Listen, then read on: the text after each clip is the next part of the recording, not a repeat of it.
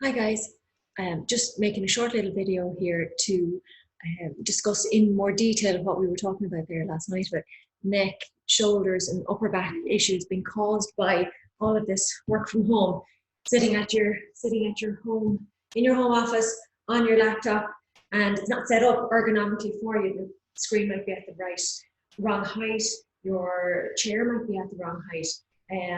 And it's causing problems in that we've got the forward neck, a little bit rounded through the shoulder, causing a lot of problems with neck pain, shoulder pain, even down into the arm. So what we need to do is figure out how to deal with it. This position, because of the repetitive nature of it, it leads to tightness in some areas and it leads to weakness in another. It's called the upper cross syndrome. And there's a list of muscles that get tight and a list of muscles that get weak. The ones that are in front, so the pectoral muscle, the one that brings your arm down, that typically gets tight.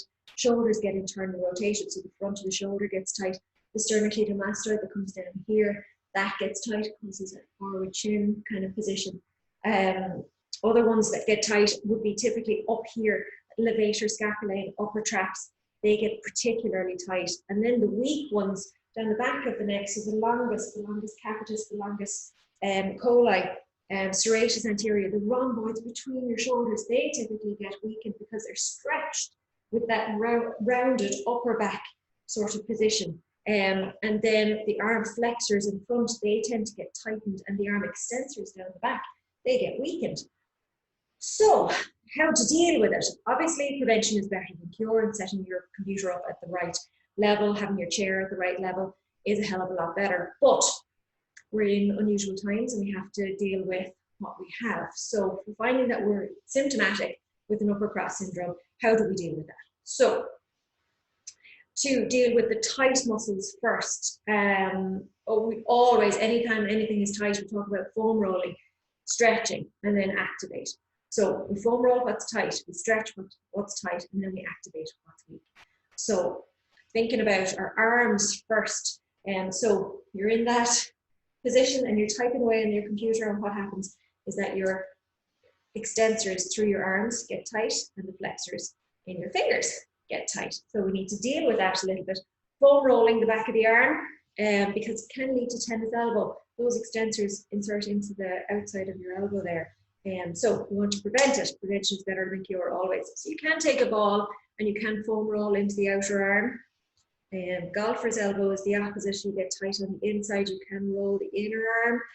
To be honest, a ball isn't great really for rolling the forearm. The best thing if you find areas of tightness in your arm is literally to dig in with your fingers. Find that knot and work on flexing, extending, even pronating and supinating the arm to get into it. The other area that always gets very tight is up here, that levator scapulae. So the ball is fantastic for that one. So take your ball, find that spot, lean against the wall, and roll around on it until you find that tight area. And you want to work on moving the arm a little bit, because the levator scapulae is involved in elevating the scapula, elevating the shoulder blade. So you just want to work on getting into all the fibers of the muscle until it relaxes. The slow, sustained pressure always with the foam rolling can help that area to relax. I wouldn't worry about rolling the upper back because, like I said, it gets rounded, muscles get lengthened and weakened. So rolling here is not going to really be of much benefit to you. The other area that does get tight is the pectoral muscle. So the pectoral muscle brings the arm, adducts the arm, brings it towards the body. So this one gets tight because we get rounded here. So to use your ball again, bring it to the wall, leaning against it, and you want to work on the area that it works. So it works on abduction. So taking it out to the side and adducting it to the body, just to get in there. You can work on flexing and extending your arm then as well. Not particularly pleasant, but it is effective. So that's the foam rolling bit. Then we need to work on stretching. So stretches for the arm. The prayer stretch is one of them. So bring the palms of your hands together and working your way down until they want to separate. Don't let them. That's one of them. And another one that you can do to stretch this part of the arm, taking the hands out in front and extend out those fingers. This is really for the finger extensors. That's what we want to our finger flexors. And we want to extend one finger at a time, really working on all the fibers. And back to two, obviously do the two arms, but your dominant arm is going to work more than the other one. You still want to pay attention to both. So that's for the flexor aspect of the forearm. For the extensor aspect of the forearm, literally just taking the arm, hand down, with the arm straight out in front is very effective. Just a simple stretch. After that, to activate that particular muscle, then flex your fingers into a nice fist and taking one up and one down. You'll feel that. You'll feel that on the back of the forearm. You'll feel it on the front of the forearm. It's particularly important. It gets everything. It gets working.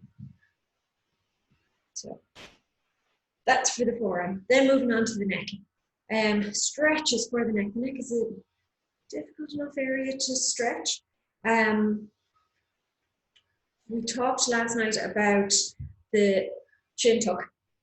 Chin tuck is very important because it corrects that anterior jutting chin, bringing the neck back in line with the spine, let it out, bring it back. So think about lengthening through the back of the head, imagining something pulling up the top of your head to the ceiling. Really work on lengthening up.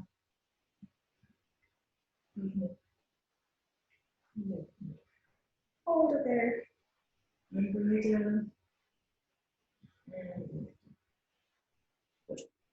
And then to stretch the side of the shoulder here. So this is levator scapulae. This is the one typically that gets very tight. So we talked about dropping the ear to the shoulder, which is good. There is a tendency, if things are very tight, as you drop it to the shoulder, that one starts to lift. So to take that lift out of it, take that arm behind you and pull it across. So you're literally holding it down. Tilt your ear to your shoulder. In that position, you can then look down to the ground, stretches a different fiber in your levator scapulae, and then look up to the ceiling. You feel that stretch along the front here. We're stretching sternocleidomastoid there. So, three-way neck stretch.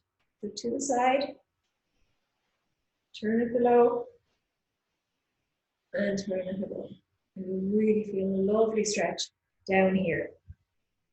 Moving on from that then, another one to deepen that stretch in here, called towel tails. So, you take a towel, bring it around your neck, up to the base of your skull, top of your neck, and keeping tension on it. So you're correcting that jutting chin, yeah, pulling back against the towel. We're going to hold tight with one side, and then with the other, you're going to turn to the opposite side, hold, and bring it back.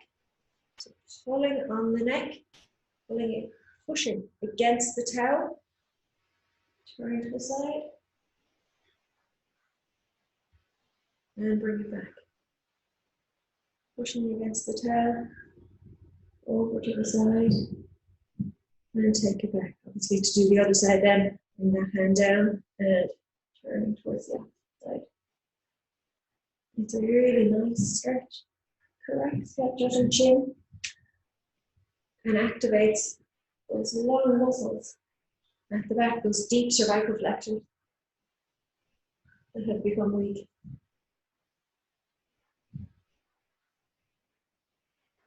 So that's a good one. Next one on from that is median nerve stretch. So sometimes when you're in that excessively flexed forward chin position, you can get, from the tight muscles in it, you can get some nerve impingement. the median nerve can sometimes get trapped up here, and it causes symptoms down into your hands, typically the thumb, index, and the long finger. If the median nerve gets trapped, sometimes it can be confused with carpal tunnel syndrome, which is also a recognized risk of excessive repetitive strain injuries and desk jobs and stuff. But it can get mixed up because the median nerve can get caught up here. So if there are any issues like that, tingling, numbness, pain down, shooting down the arm and into the hand, this one is good. It's called median nerve flossing. So coming up nice and tall, what you're going to do is bring your hand out to the side palm, and then you're going to extend that palm down, tilting your ear to that shoulder, and then tilting your ear to the other shoulder, bring your palm up. So we're not stretching the nerve at all, we're stretching the neck. And up.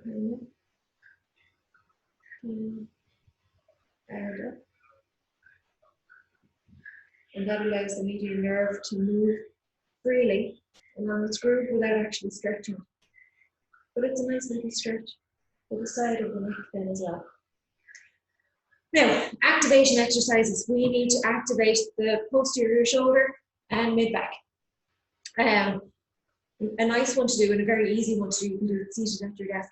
Tuck your elbows into your side and literally bring your hands out. So your palms are up, elbows are tucked in, shoulders unstroked, head is up nice and tall, and just rotate it out. Don't need to hold it. Just taking it out as much as you can. You'll feel it. You'll feel it in the back of your shoulders. You'll feel it in between your shoulder blades at the back.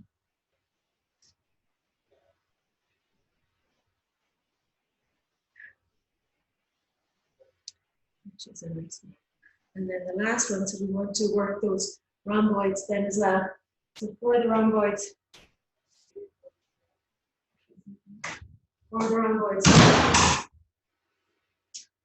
coming against the wall, unshrug, take your elbows into the wall and literally just push the wall away. You can hold it, you can do reps, or you get yourself into the wall, push it away. It's a really nice one because it does activate that mid-back muscle, mid-traps, mid to lower traps, rhomboids, all get activated with this one. Plus it's a little stretch for the front of the shoulders then as well. So don't be tempted to be out here too far, so you can keep those feet in and really work on your positioning. Don't lead with your chin, keep that head up nice and tall, and your head in line with your spine, so you're tall. Something pulling on the back of your head towards the ceiling.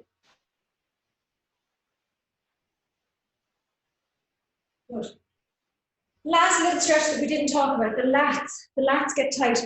You know your lats are coming from here up into the back of your arm. They do get tight from being in a seated position for very long. And the best way to stretch them, you can roll them. It's not a pleasant roll, but we've all done it at the gym.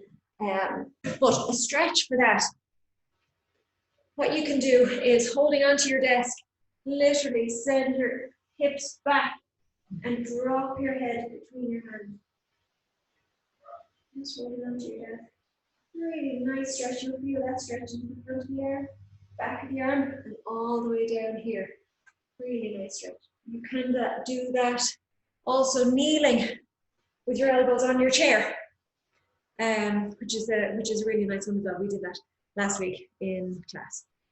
So anyway, that's our little video. I think I've covered everything. If there's any questions, just shoot me a message and I'll try and answer them as quickly as I can. Talk to you soon.